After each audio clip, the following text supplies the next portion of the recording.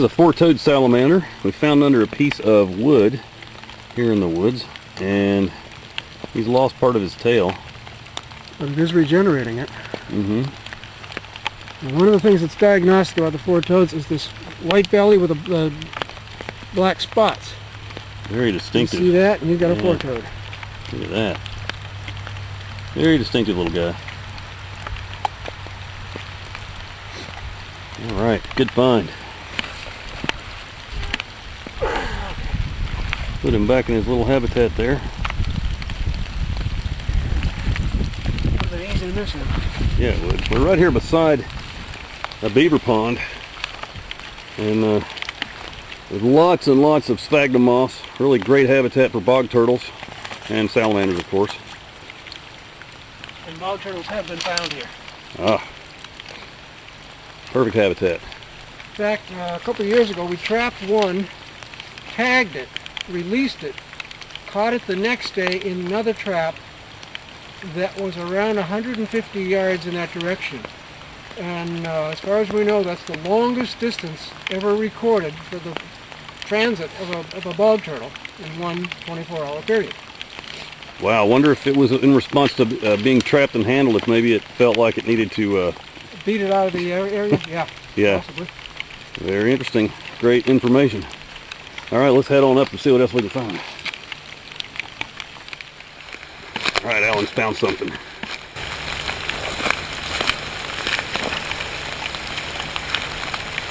I'm getting my hands wet over here.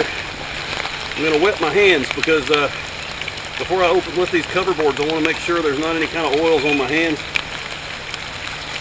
which is a good thing. When you're working with salamanders, you don't want to have any oils, any natural oils or anything like shampoo or anything like that from home, because it could hurt the salamander with their extremely sensitive skin.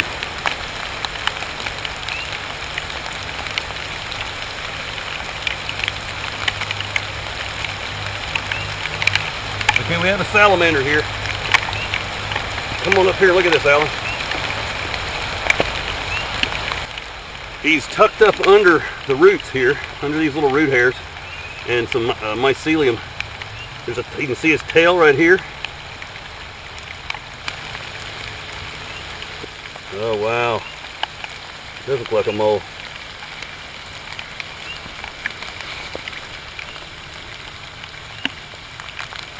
Making sure there's no egg masses or anything in here. Nope. There he is.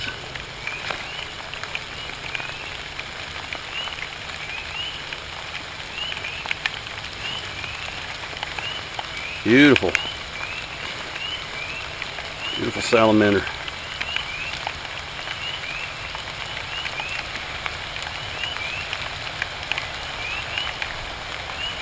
Wow, what a beautiful animal. Some kind of other animal hair there. Let's look at his belly if we can. He's not going to let us. They don't like to be flipped over very much. Oh, gray belly. Looks like a mole.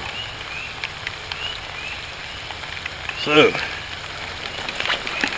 that's a good find. A really good find for the day. Beautiful mole salamander. If you ever find these guys, you feel it a privilege, because they're really hard to find in the wild, especially in places like this where they're not very common.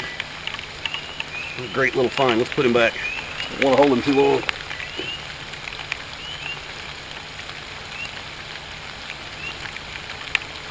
He's going to curl back up.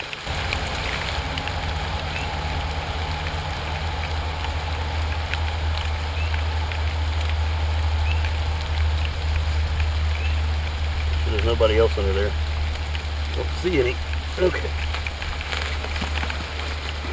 Well, great find. So let's go on and see if we can find some more. We got a lot more wetland to survey here. There's so much going on right here, and it's a wonderful convergence of habitats.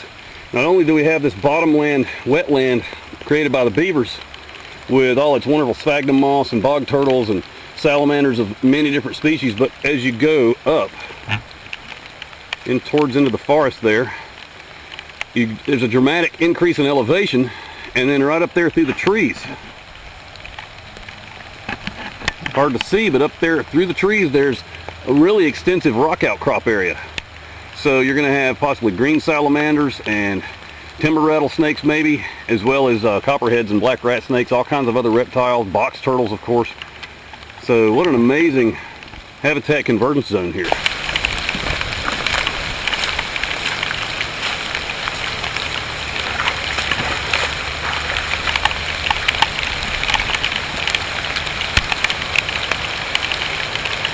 Check this out. Beaver sign. Look at this. They cut down this big old tree here, and why'd they cut it down? Well, they cut down the trees not just to build their dams. They want to get the tender, succulent bark and buds up on the upper branches, which they can't, of course, get to because beavers can't climb. So they cut the tree down and then go to work on the upper reaches of the tree, getting that succulent young growth and tender bark. And then, of course, they use the upper limbs and limbs that they can move by cutting up. They use those to make their dams, which would be that way, because the flow of water is going that way. We haven't found it yet, but somewhere down there is a beaver dam, I'm sure.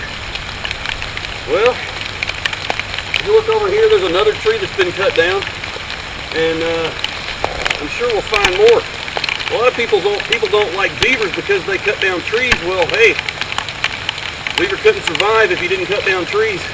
I think they're an absolutely wonderful animal myself. Let's see if I can get across this log without falling in.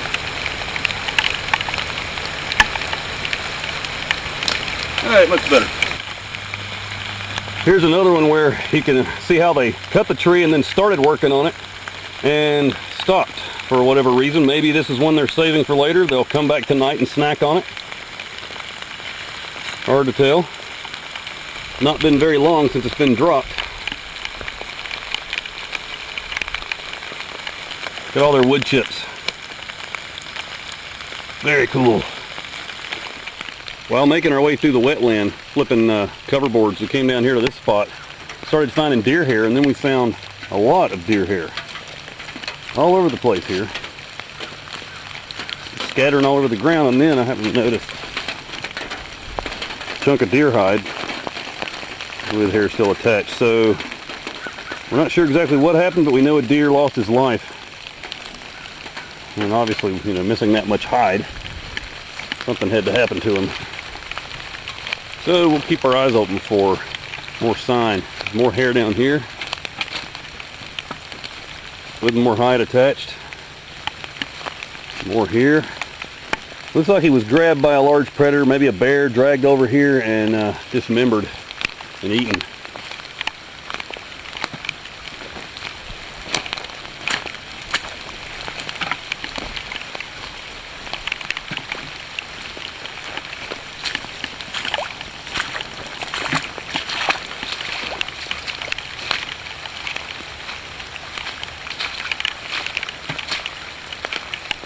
This is a wonderful place, that's for sure.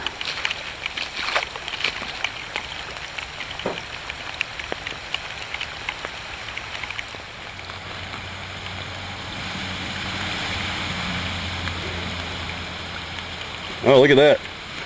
Spotted egg mass. First one we found today. How fresh would you say that is? Fairly clean. There's not a lot of algae on it. Some of it's just totally covered with green algae. You can't even see inside. So I'd say this is relatively fresh. A week, 10 days maybe, something like that. Wow. Good find. Hopefully we'll find some more. We have yet to find a spotted salamander though. Got to be some in here somewhere if they're laying eggs.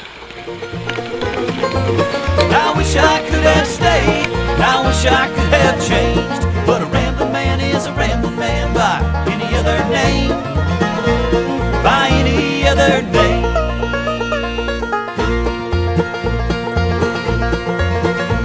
Well, a rambling man is a rambling man is a rambling